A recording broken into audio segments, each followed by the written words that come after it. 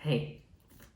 I 1931 så satt en unger president i USA og lovet amerikanerne noe helt utroligt. Han sier det at i hesum 20 års skøynen så skulle amerikanere lenda av mannen. Sommeret i 1930 stod alle verden og helt åndene. Og opplevde dette store at Apollo 11 sette seg av mannen. Det var en stor hending. Han var ikke at remoter. Det han store herren, som så nekvar for en morgen nægge president i USA, god himmel så gjerder, he lova menneskene at en dag så skulle han komme, så skulle såra høtt i armen. Og henta vikan så vidt minnast nu, henta påskavikan, og henta ned påskavikan ta for 2000 år siden, hon var det som alle pylene bøyga imot. Hentan her frelsaren som var født i fødling tøyerne kom, og som nu at han har 3,5 år i allmennere tjeneste, røyen i Jerusalem, og kom for å gjøre det til bød for syndrokkere. Og skírisdagur, så minnes vi hvordan horan har latast atter for verden, hvordan det sørste ondre i gjørst, hvordan den sørste talan hilden, hvordan den sørste lyknelse er fortalt, og nå Jesus på loft sammen med synen. Han til påskalampe sammen med synen 12. Det påskalampe som så gjerne går jødiske bølger og familier har gjort dette kveld, som det er gjort i tusendevis av år. Det er påskalampe som god er i bid, disse påskar som god er i bid, hilden lykke helt atri er med oss på kapitel 12, at han tar påskar for herren og sidra ned vid sin aller beste, sin 12. Og etter etter lampe som på alle mater er pylar bort til Jesus, han okkar er sanna påskalampe. Jeg var ikke stengt av skilt. Jeg vet at han altså skiltet der mer og mer av ting som hendte. Vi leser til dem som at da Jesus ryr i Jerusalem med sin unge asnan, så skiltet der ikke. Men det skiltet at han. Og kanskje var det også noen ting som hendte etter kveldet som det ikke skiltet for at han. At disse profetiene som pøyga i, disse 4 profetiene som nekv gikk ut hese vikene som vi også minnes hese der. Og så som Jesus sier til middeldør, og teker av breien og dryppar, djev bidan, som der gjør at det sier tinge som høyre til seg jødiske der måltøyna. Så setter han et nytt minne inn, og til et minne som han vil gjøre vær og ter som kjenner han øysene. Han teker breie og bryter det, og han sier, «Etta er lika mot, gjør jeg etta, etter kom hjerter». Og det er ikke av kærlighet som ble mot, og drøtte av honom, inntil jeg kom hjerter. Etter det, du skulle ha det som en minne om meg. Det tid kommer sammen. Jesus var jo også videre. Han var jo godt å bli glømsk. Det tid kommer sammen, så er jeg midt og midt til det. Minnes med, vi breie og vi vinner. Og så er det sånn å skyte, og her ved seg måltøyene, så beskriver Matteus og Markus og Lukas han også vel, med Johannes brukar stort at på det. Og det som jeg får lese i kveld til 3 ørender, ur Johannes 13, vers 8, for påska høgtøyne hendte hetta, Jesus visste at tøyme hans var kommet, at han skal fra bosthusen og høyme til fjæren, og som han øye elsker sin i ekne, som i høymen og vårene, så elsker han deg lykke til enda. Tar helt og kvalmåltøy, og djevelen hei langt skåte Judas Iskariot sine symen i hjertet, at han skulle svitja. Og Jesus visste at færene i givet honom alt i hender, og at han var gjengt ut fra gode og får til god. Da røste han seg fra måltøyene, leie klæene i avsær, tog lundklæe og bant for oppfyrelse. Og så heldte han vatten i fært, og for å vaske lærersvennen og føttene. Det stender ikke til Johannes, men her stande leser vi at under seg måltøyene som tar jo tog nekra timer og etter at Jesus røste opp fra måltøyene og vasket dem noen føttene, at han har sitt å diskutere hver nå måtte for å få til haksta plass. Hver nu måtte være han populæraste, han viktigaste. Og Jesus svarer dem, det stender ikke på en løs. Men jeg tror at det er en stor tøtning. Han svarer dem, jeg gjør dem med 4 måneder. Han sier, nei, mot rydtje, det er ikke så løs. Det er ikke om at alle bor seg fram. Det handler ikke om den som er sterkast og penast og klokast. Nei, han skal være hakst. Han skal tjene. Så som Jesus begynte å fyrekjente dagen og for å vaske den føttene, så sørger vi der reaksjonen til lærersvånen, hvordan provokerende, hvordan kløtjer det blir at han gjør det. Til at, Peter sier, gå av, Jeffst, nei, du slipper ikke å vaske mine føtter. Jesus sier til meg, annars er du ikke parst til meg. Og Jesus vasker dem. Han teker det starve, ikke bare som en bløye verster gjør, nei, heller ikke som bare en tjenere gjør, nei, han gjør det som en træler gjør, en høyen træler. Det er lagsta plåse i en jødiske familie. Det er det plåse som Jesus teker etter kvöldet. Og han sier, da han har vasket dem med føtterne, så løs tid. Hette maten. Fær tid og gjør så løs. Det første som forteller om disse kvöldmåltidene, skrivelige, det er det som vi leser i 1. Korinthbrev. Brøvene skriver i Arne evangelien. Men her beskriver Paulus det så løs. Han sier ikke at det er kveld til 4 tilrøyger dagen til påskar, eller han sier ikke noe sånt. Vi vet at det kanskje helt opp nok så fast i sånne fasta sidvenner som vi alltid har gjort. Han sier, ta nottene i Jesus var svig, ta han brei og breita. Ta nottene i Jesus var svig. Jesus visste godt at han tar for å svidjas. Han visste godt at disse her som han brukte som sørste løter sammen vi, ikke var særlig. Jeg var ikke vidt så cool. Han visste godt at han lager timer for dere krekvas. Han visste godt om han har løte så for Peter og bannet han omgang de har kjent han. Han visste alt dette. Han visste også at Judas har langt just denne avtale om å svidja Jesus. Men allikevel så fer han så vekkurs for Judas at hinner oppdeia ikke at Jesus vet at Judas for å svidja seg. Han fer så vekkurs for han, og vi svidja også at Judas kommer ved vakten 17 kvölde, så sier Jesus ved han, og til ikke til han ikke vet, han sier viner. Jeg vet ikke hvordan vel vid orska affärer vi tar emot vi føler oss svidjen. Ofta tar vi føler oss svidjen, kanskje en helt luttlamon og sammanborg til, så det nok øyla fas som har opplevd noe som lykkes, så skulle vi arbeide hørst vi å kunne ha et forhold til vi kommer som svidjen, og ofta så blotta forholdene til vi makter det slett. Men Jesus, han makter affärer vi som menneskene. Og minst til Jesus, han er kjenslig. Så ikke han ikke var kjenslig.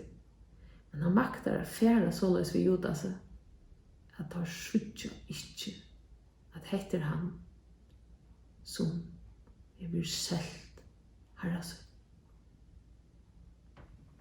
Og som Jesus røyser seg opp, og som Judas færa fra dem, så får Jesus å tale til sine viner. Og hva det disse sørste årene han hever å si av Victor?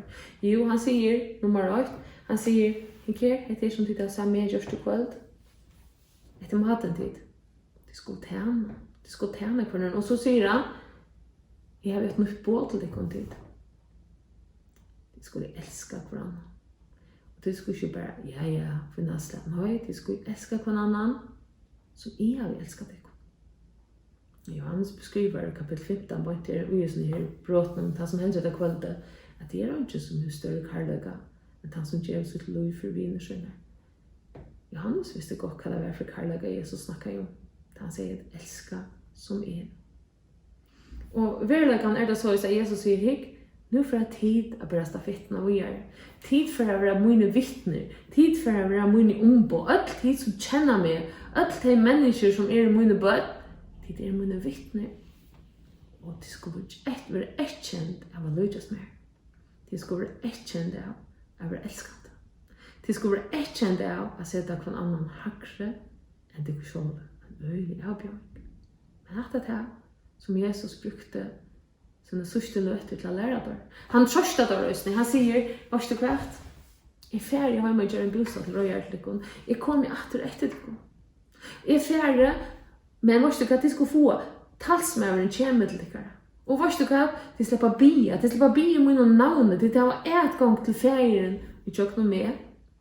Han trøster der vi øtler møvelen. Han avgjør der løst og han sier, vet du hva? De får ha det tropet. Og jeg husker om Johannes, han sitter og skriver disse reglene. Gammal, ganske trusjar at han hendingene. Så vet han vel av at han som søte sammen med Jesus etter kveldet. Da er det deg. Da er det liv blåvittnes deg. Og han minnes ganske hvordan Jesus sier vidt der. De skulle ha det tropet. Det er for å køre deg med ut i synagogen. Det er for å fære ytla vidt deg om. Og det er for å holde seg dyrka god vidt deg. Men så sier han det som vi leser i i Johannes 16, sønneste året nå. Jeg sier han det om hvordan han er avredder, hvordan han får trobel til dem. Dette har vi talet til dere for de skulle ha fri med mer. Vi har jo med noen, har det trångt, men være urester. Det er vel, jeg har sikret av heimen. Derfor er det trobel, men jeg får aldri slippe det. Og derfor enda vel. Og så sier Jesus et underfodla som stender her, han tåsar om at jeg får gjøre det kunne som er pura og avhengig av det omstøv. Han tåsar om en glede som ingen for å kunne ta fra det, og han tåsar om en fri som er himmelsk, som er pura og avskauer at det som hender. Fri, mun, djevi, det kunne ikke som heimen, det er ikke noe som du kjenner ærestand fra. Nei, de får et pektig av himmelen. De skulle få mine glede, og de skulle få mye fri, som skal bygge til dere, og som skal roe og i dere gjørst. Det er veldig vakkert. Og så er togjen nesten færre. Og tar røysast og tar færre. Og nå er en øyelig lydig av tog etter. Hva heldet du Jesus bruker til snuttle togene som han hever etter i frelse? Jo, han bruker det på det aller viktigste. Han får be. Og han ber til færen om at Durda gjør sitt navn. Om at færen må være dårdbøtter i hånden, og om at han må være dårdbøtter i hans herre bøtten. Jesus ber for sine bøtten. Jesus ber for ter og for mer. Han ber også om at verja dår fra ytterlån. Han ber om at det skulle være åkt. Han ber om at det skulle være halga i sannløyga om hans herre bøtt. Han ber om disse fantastiske vøkre tingene som har så større tøtning for oss. At det skulle være åkt. Det er Jesus i hjertet som det sørste. Han ber for oss. God, at en bøtt være åkt. At det semjes. At det råkner hver annan hakre enn seg selv. Og så fører jeg ut i Getsemane, og vi kjenner søvnene. Lærersvårene sjåna. Jesus strøyest. Og det har vi ganske hoved og hukse om Jesus som er den her. Han visste godt, han føres opp at han visste godt, han er god. Vi sørger nekvar kjensler i jøkken løy til Jesus. Og særlig nekvar så sørste togene. Vi sørger at han er ytler om øvretvise, om hvordan det bruker tempelet. Vi sørger at han græter om Lazarus som han føres opp på en luttla løte. Vi sørger at han græter om Jerusalem. Og vi sørger at han strøyes til bøn og blir god. Nærkere matte så let han den kærligheten færre om meg. God nærkere andre matte så lover å slippe undan. At for jøkken så kvølene som ligger fremme for meg. Jesus er kjenslig. Men dette kvøldet som Paulus beskriver notten da Jesus ble svidgen, da oppførte han seg ikke som en svidgen med ham. Nei, han er iveskott til tøyen og til møyen og til åkken som omvatter øysene. Han var svidgen han. Han elsker forbøyde. Han elsker forbøy okkara vøyleikar. Og som han så fer, så sutjar vi den færa i møter tøymon som kom etter ham. Og da i vaknar kom etter Jesus, så sier han, hva er løyta til dette? Og da sier det Jesus ur Nazaret. Så sier han, ja, til i. Og hvis det er mer det løyta, så let henne fer. Og vi leser om at han ferdla etter hele. Jesus var ju gott att tøymen kommen. Och Jesus leder det tillbaka sig. Men tøy blev pura kälkar till det som Jesus presenterar sig för dessa lötna. Till det samma som Gud presenterar sig i Mosebok. Det här som han säger, han säger, Moses säger, hver skal sige sent med, så säger Gud, i Och det är det stora i som ständer i för vakten detta kvällte. Och det är det stora i som för vittarmon fest till högsbästagar. Så läs ändar skírisdagur. Men så är ändar sövan inte. Vi vet gott att det morgon där när vi säger. Vi vet gott att han blev gjort till bot för syndrockar. Och vi vet gott att öllse profetien i gamla testamentet som pojkar i fram emot så här shottargärning att Jesus skulle komma och att han skulle geva sig för okon. Det finns inte uppfyllelse. Men vi vet och visste att det är nekvetter. Kennedy lovar amerikaner näka. Han hälta, men det kunde akkurat samma kiksa. Men det är god himmelsens lovar sina bötten näka, så kan det här inte kiksa. Han har profeterat och ändaliga nekva finnar oftare än hans har förekomma att det blir sin sötna komma. Och han vill be okon om han vill att det röjer. Han fyrir kom efter okon. Och han instyr att vi som hans har bøtt skulle leva i vantan av hans har kom. Men han instyr òsne att du som kanske inte känner han, att du skal teka imot honom och du skal läta tävra nok så att här att Jesus är bort dina synder.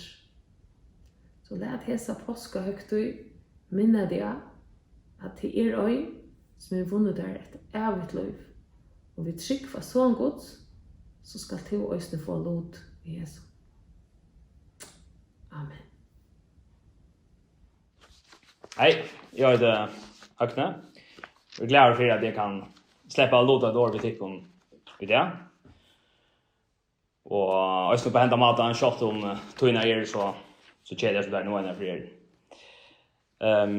Tøymen som vi lever nu, hon är som flesta kunnet något underligt för flesta av dem. Hon mest av utsäklaga, ensamme, budskapet i högtan. Och han var ju rättliga nära till ändar. Och han var ju rättliga hellre att spå om hur tøyna är att det är just det. Jag menar att vi är såna att låta ett vers för det kom. Som är halt höskar väl väl till detta huvud. Det ständer att läsa i Johannes 14:20.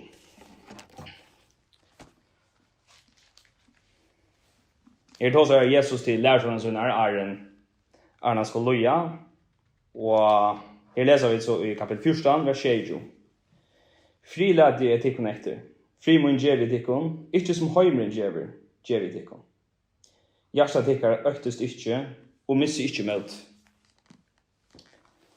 Jesus snakkar om at djeva lærersvann sin frier. Og han tar som en fri som heimren ikkje kan bjøa. Det er en frier som er uthengtere av heimren, og en frier som heimren ikkje kan bjøa menneska. Og vi vet at menneskan, hon hever strengt etter frie, alt som vi vet.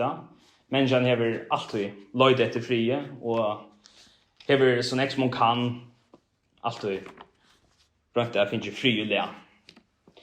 Men det er vi utan etne. Vi lever i en fallen heime, sammen med fallen mennesker. Og vi vet at vi er av Adams, og etter fattle, etter syndafattle til Adam og Eva, så har vi bare ofrier og roa og hjemme. Krutsch, stress, sjuka, kjeldaru i heima, osemja arbeidsplassen, fadakdømme, større budskaper, og nu er det for en pandemi. Det er bare for å nevne noen fatting. Og vi kunne slikke oss fra, at så er det alltid å være, så lenge som menneskene lever. Og hva er det så frieren som menneskene strømmer etter? Hva er det frieren som heimen kan bjøa? Det som menneskene søker etter, det er fravera fra de trobladene som vi renner opp nå. Og et liv utan stress, og et liv utan kjeldarøy, og et liv utan sjuke. Men er det egentlig äkta frier? Det här frier som du kan skvilla och är det en frier som Bibeln bjöd? Och vad är det för en frier som Jesus här bjöd sin lärsvän? Frieren som vi ultimativt har bruk for det først og fremst fri vid god. Og det herfra vi øya at grunntak er fri, og det herfra alle frier øya er skilt fra. Frier vid god, det helt simpelt at Aren tar god i møtdrokken, men nu god vi okken, eller fyr okken. Bibelen grøyer okken helt klart fra hva naturen av menneskene og hva som menneskene at han har fattelig. Da vi er født i hentan høy. Bibelen lærer okken at vi fortsatt gods. Bibelen lærer okken at ødla har synta. Bibelen lærer okken at ånden som så ikke god. Bibelen lærer okken at ødla ferne av løy. Og Bibelen lærer okken at hjärsta menneskens svika fotlare enn alt annet og ødler det. Ut fra Jesu sandlagen så kommer vi stedfesta at ødla mennesker har bruk for fri vid god. Ödla har bruk for at vi gjør satt vid god, og ödla har bruk for at få nei fra god. Det han den eneste som kan bjerge oss. Og frien som god bjerger oss, til en frier, han må skiljes ut fra sattargjerne, som vi finner i djøkken av Jesus er fullkomna offer av Golgata. Og hva det er å gjøre satter, det at god, eller at vi være samt vid god, at en semja fyrir fram. Jeg skal lese noen vers som underbygger dette ordentlig vel, og som kan forklare hvordan dette øyelig godt. Hvis vi først blir på Kolosserbrev 8,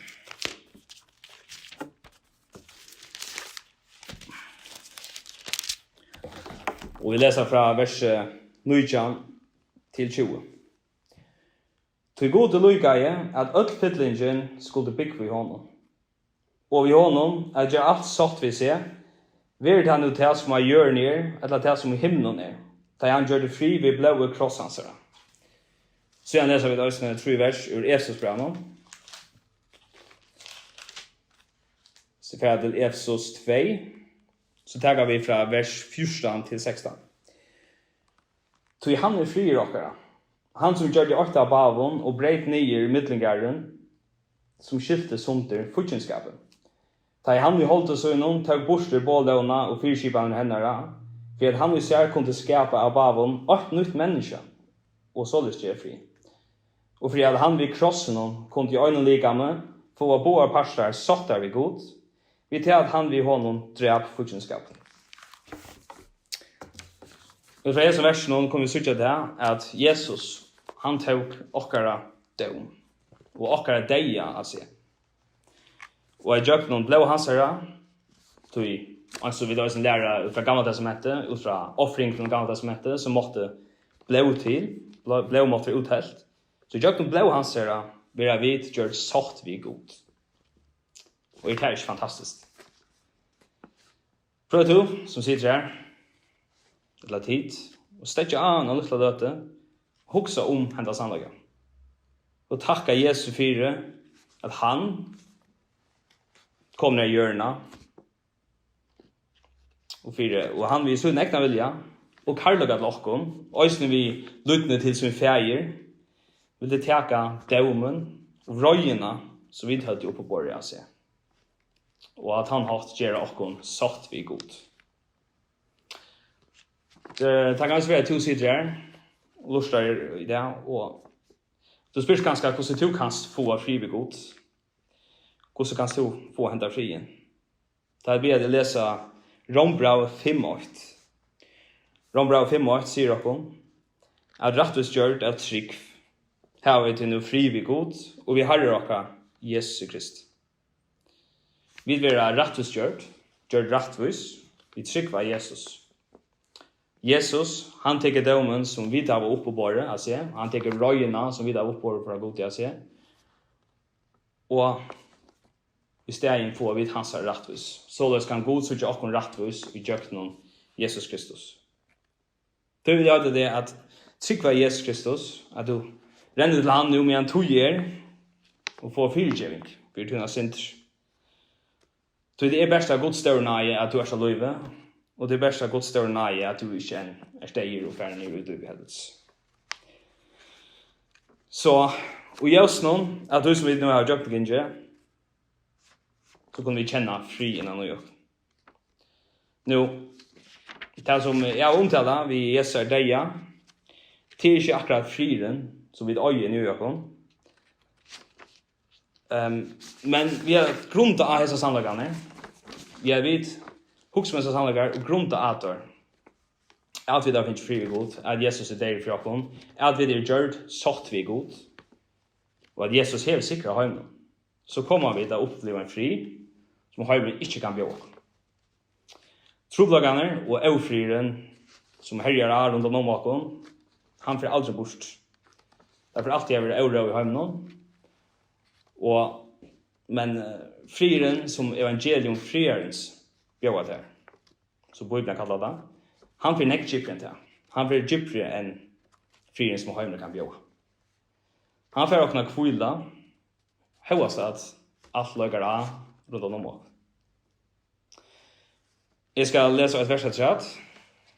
Jag ständer att läsa i Johannes 16:33.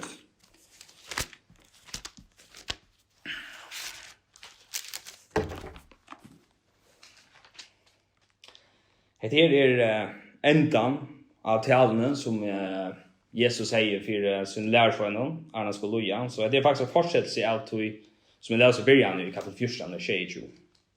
Det är ändan som säger talene. Här säger Jesus: "Hetta har vi talat till tickare, för att tid skulle ha fri i mer. Vi har någon hava tid trångt, men vi är horaster. Jag har sikra av hemmen."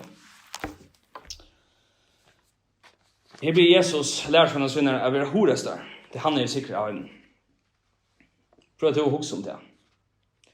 Vad är det jag säger här? Och vad är bakgrunden av det som jag säger här? Vad händer akkurat här? Nu, Jesus är slik omsorgen för sin lärsvänner att han ska bli sviken av Judas i Getsemane. Pointen Jesus ska bli tidsen till fänka. Pointen Jesus ska bli punslaver. Pointen Jesus ska vara hängt till en krosser som var där ringaste det är essentiellt som en människa kunde uppleva och så kanske närkan här kunde uppleva. Och spärst är att Jesus skulle få alla synder hemsens att se uppleva Guds fotle vrøy. Och i här som kontext nu är det Jesus säger vi sina lärsvänner. Och i öllum tog stressen och i öllum tog melsen som för fram och Jesus hade ta säger Jesus där att tid skulle inte öktast. Till nej. Jag ska ända vi har läsa 2 vers och jag hade lärt att se versen tala för sig. Det stannar i Filipperbrevet, ett känt vers som Paulus skriver i Filipperbrevet och Paulus satt i fängelset han skriver i dessa versen här. Han skriver detta brev. Och Paulus är utförande nekvar utsökt och i Jökens liv och är virkelig uppleva med uppgångt. Och han kan då i fängelsen säga vi Filipperbrevet, när vi Filippar hetta. Stor i omkom 4. När lät i ödlen till som tid inte komma fram för Guds och i akadlan och bön vid tök. Så ska fri Guds som står upp om allt vid, var det görste och hoxan tickara vid Kristi Jesus. Amen. Gav oss ditt öll. Vi glädje och tacksamma. After och i dag kan jag vittna att jag är en frälsta sal.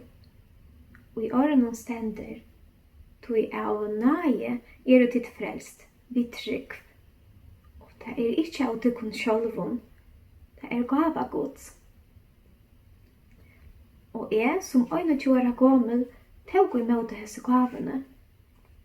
Jesus benka jeg mine hjärsta der, og jeg åpna jeg hjärsta for honom.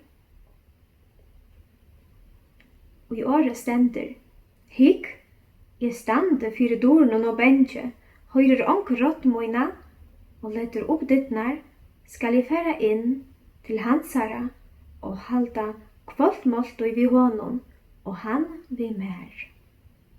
Jeg ble frelst, tog at jeg hørte evangeliet om Jesus, og jeg ble tilvida mina fortapte støve. Jeg måtte velja mellom ljós eller myrskur. Jeg så omeddelig at takksom fyre at det var mennesker rundt om meg som elskar Jesus. Og de har fortalt meg vi synner løyve og åre hvordan jeg Gud elskar meg og han ønsker at frelsa meg. Jeg har finnet av igjen fri og i salene.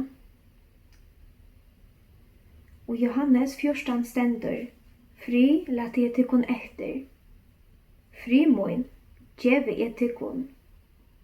Ikke som høymoren djever, djeve jeg tykkun. Hjertet tykkare åktest ikke, og miss ikke møte.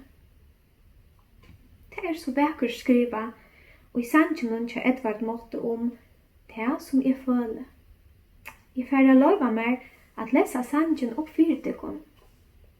Moin vevn byggt av åkt og idé, av Jesu blå og øyna til.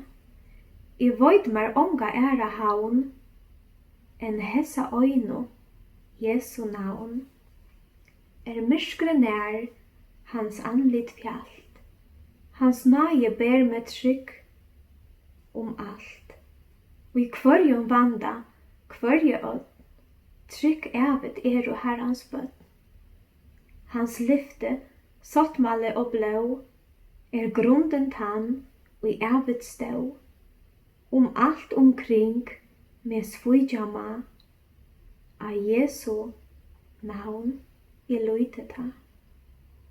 Da vi person han komma skal, min sal skal møta honom selv, og i hans rattver klattor ta. Jeg frelstor stande, honom tja. Bøynt nu, som stovan i førjon, liva vid ödlo i ovanligon, okjentun tujon. Okkara gerande staver brøytor. Vid virka, utan fralse til at møtast. Vid kunne ikke ferast frukt. Og många av okkon kjenner seg einsamødl, åkta fotl og sturen. Men Gud innskjer ikkje at vi skulle være bengen og kjenne okkon uttrykk. Og i Isaias 4:3 stender, vi rattvise skal du være grundfest. Lat engest være lengt fra deg. Du skalt ikke hava at åktast. Vær trygg fyrir raslo. Han skal ikke komme til nær. Vi kunne gøyma okkon trygg under hans herra vondjum. Så vekkor det yrst av Fanny Crosby. Tryggur og Jesu ormon, og vi hans eima brøst. Her finner salmen kvilo, her verur myrskur ljost. Ja, hetta ljose som skuiner fra gode underfullt og bjærst og hitar sturen gjørstu. Jesus sier og Johannes, jeg ljós heimsins, tann og i fylgjer vi mer, skal ikkje genga i myrskre, men heva ljós livsins. Om du ikkje bjerga der ur myrskre, og vera frelstor, hav eione vend av Jesus. Og Johannes stender, jeg vevuren, sannløyden og løyve, ongen kjemur til fægeren, utan vi mer. Jeg gjør det, jeg valgte ljøse, og jeg fikk fri, og nekv møyren til. Jeg ble født av nødjon, og jeg fikk nytt løyv. Nå feres jeg gjør noen løyve, ser man vi må noen elsker jeg frelsere. Det underfullt og trygt at være Guds barn. Gud elskar okkon öll, og han ønsker at vi öll bliver frelst. Og i året stender, tui så elskar jeg Gud heimen, at han gav. Sånn hin øynbarna, fyrir kvørt han, og i tror at han skal ikke fortabast, men hava evet liv. Tui beter kom øysna ein daver munnen løyve, ta jeg skilte mun av fortapte støvo. og jeg bøkte mine knø, og jeg bæt til god, og jeg takka Jesus fire, alt det som han gjør det fire med krossen om, og at han frelste meg. Jesus måtte loja fire med. Han måtte loja for at bjerga meg. Han tog alla mine skuld av seg, og i Isaias 3:3 stender, vanvirdur var han. Folk vende seg fra honom, mever fotler av bøynon og kunnigur vi sjuko. Han som øyn og i folk fjaller anlite fire, vanvirdur, vi trokna og han fire åndsje. Men det var sjukur okkara og i han bær, det var bøyner okkara og i han leie av seg, og vi hildu han være heimsoktan, slitna og blava igjen av gode. Men han var særdur fyrir brott okkara. Såra vår fyrir misgjør okkara. Straffen var lagt av han, så vi særon hansara er og vid grøtt. Vid viltost alt av loj som sier, vid vendu okkom kvarsun ve, men Herren lat fatla av han skyldena, og la av okkom ötlum. Ja, han gjør det da fyrir meg, og så han bliven frelst, tryggve jeg at hoi som stender i åren at jeg krossfestor vid Kristus, og nå det ikke langt jeg som livet, nei, Kristus lever og i mer, og livet som jeg lever nå i holden, livet at trunne av sånn gods, som elsker jeg med og gav seg sjølvan fire med. Gå tid, jeg ikke at liva mot liv til og fire han. Jeg ikke at gøyma hans herre djupt og hjertan om, fire at jeg skal ikke synda imot honom. Det så fantastisk størst at vi har skriftene av okkara maurmale. Skriften gjever okkon oppmuntran, edjan og veløying, og veldig lyfter Guds kærløyga til okkon. Jesus verje okkara. Han livande, og han hever omsorgan fyrir okkon. Vi året stender, Herren hjelpare moin. Jeg skal ikke åktast, kvært kan menneska gjera mer. God ikke at hava samfella vi okkon, kvann det.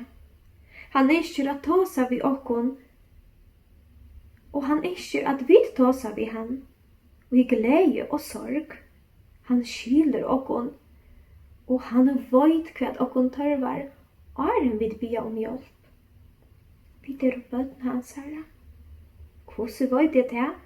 Du at skriften sier meg. Sånn hvordan stauran karløyga fægeren hever vurst okkon, at vi skulle kallas bøtten gods. Og vi og det. God ikke så inderlig at vi elsker og hjelper hver nåren, og at okkara trygg skal være livande.